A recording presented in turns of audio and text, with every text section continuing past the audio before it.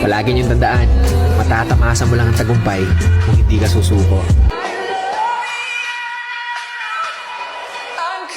Huwag ka magpapa-apekto sa sasabihin ng mga nasa paligid mo kasi kahit anong gawin mo, meron at merong masasabi. Bumaba ka sa buhay, sasabihin nila naging pabaya ka. Umangat ka sa buhay, sasabihin nila naging mayabang ka. Walang lusot, meron at merong masasabi ang mga tao sa atin. Kaya kung ano yung gusto nating gawin, hanggat alam natin hindi masama yun, gawin natin ang gawin. Alam nyo ang mga tao, walang pakialam yan sa proseso kung paano nyo ginawa, paano nyo tinrabaho.